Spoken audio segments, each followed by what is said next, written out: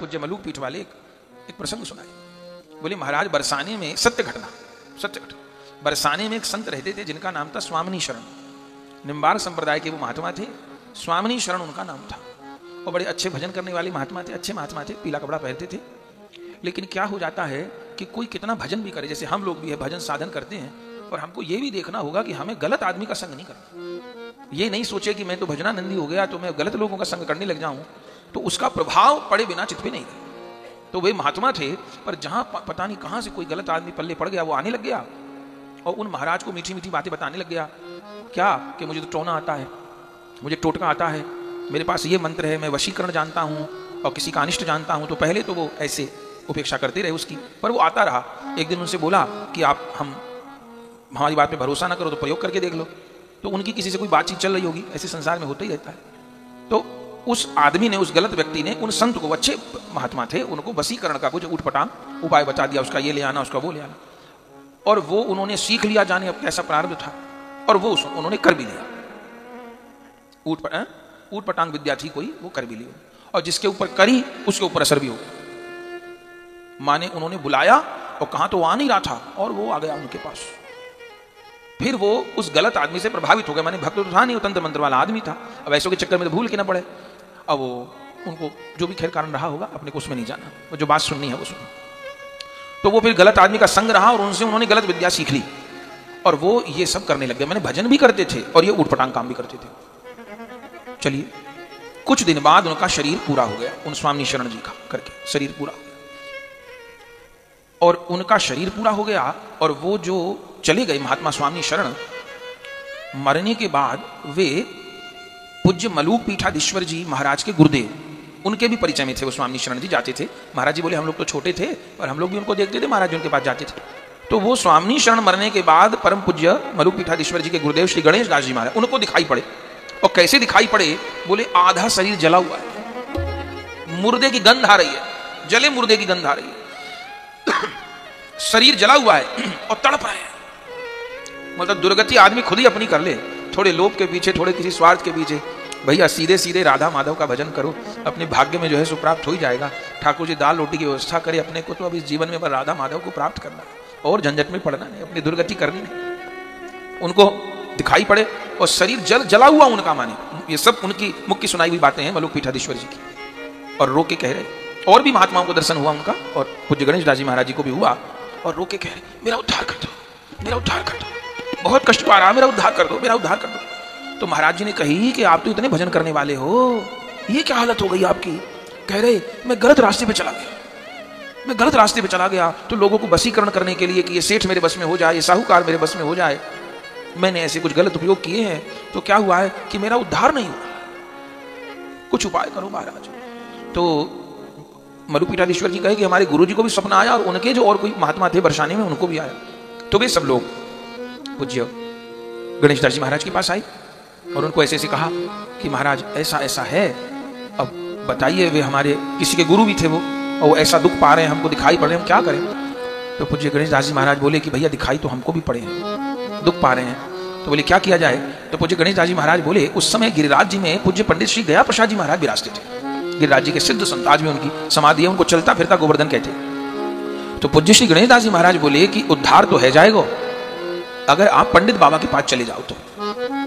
तो वो सब लोग पंडित बाबा के पास चले गए। उन्होंने पूछा किसने भेजा? तो पूज्य गणेश दास जी का नाम लिया।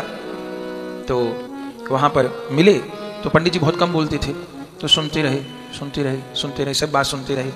तो बोले जीव अपनी अपने आप दुर्गति कर ले, कहाँ राधा रानी ने बरसाना का बास दे दिया, सब कुछ दे दिया, और कहाँ गलत कामों में पड़ गए।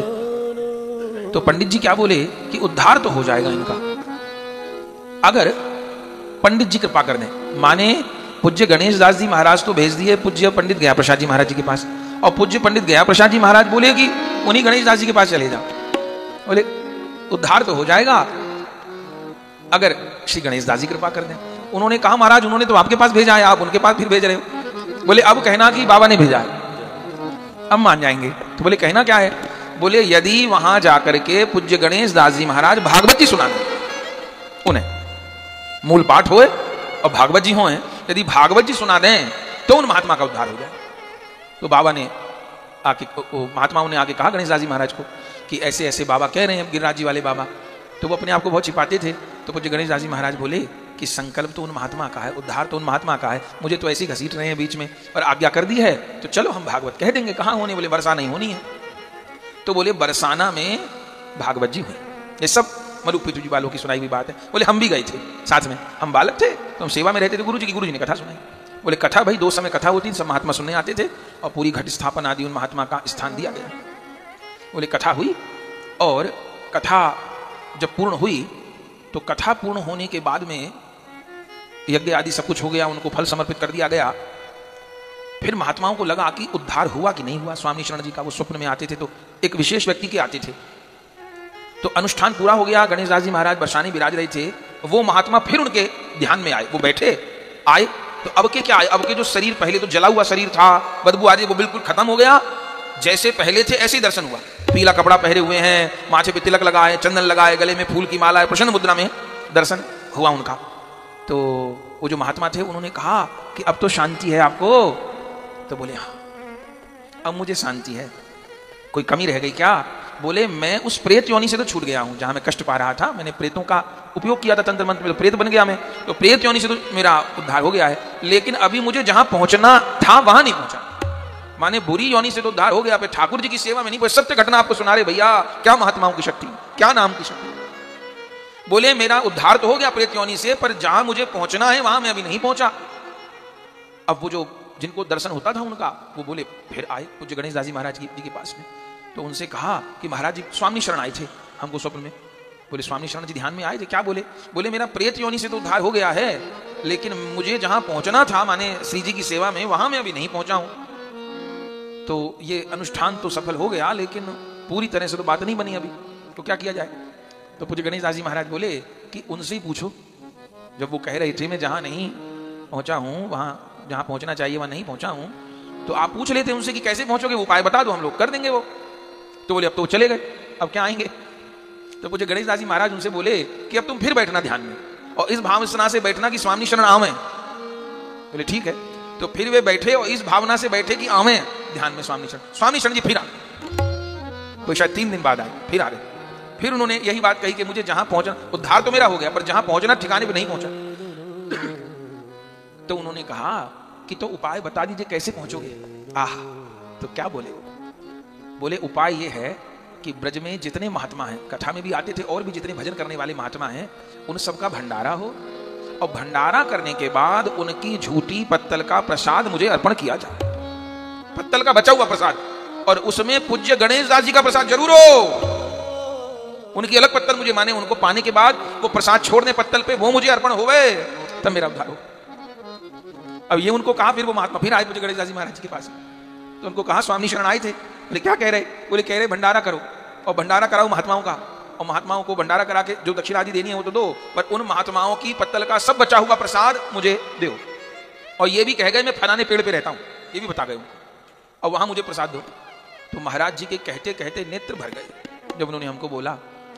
हमको ऐसे महाराज जी बोलते हैं वो, तो हमको बोले महाराज जी जब हमारे गुरुदेव ने वहां भंडारा कराया गौरदास जी, तो सब महात्माओं को प्रसाद पवाया गया। बोले हम ही सेवा में लगे हुए थे, तो सब महात्माओं की पत्तल से, मतलब कहा गया था कि थोड़ा थोड़ा छोड़ देना, कोई किसी ने नहीं भी छोड़ा, थोड़ा लगा तो रहता ही थोड़ा, तो सबकी पत्तलों से प्रसाद, दाल चावल पूरी शाक जो था सब समेटा गया। बोले इतनी बड़ी पत्तल बन गई, और वहां पेड़ के नीचे रखी गई। और बोले हमने पूज्य गुरुदेव भगवान का अधरामृत भी बचा हुआ पत्तल का प्रसाद भी रखा वहां। कहते कहते नेत्र भर गए। बोले आंख देखी बात है, हम लोग वहीं पर थे, माने पत्तल वहां रख दी जहां पेड़ के नीचे कहा था रख देना। बोले 2 घंटे बाद आए, जबकि लोग वहां बैठे हुए थे, कोई कुत्ता बिल्ली का कोई डर नहीं था। बोले पत्तल ऐसे साफ हो गई जैसे किसी ने जीभ से चाटी, ऐसे साफ हो गई जैसे जीभ से चाटी है किसी ने पत्तल। एक चावल का दाना नहीं बचा पत्तल पे, जीभ से चाटी हो, ऐसी पत्तल साफ हो गई।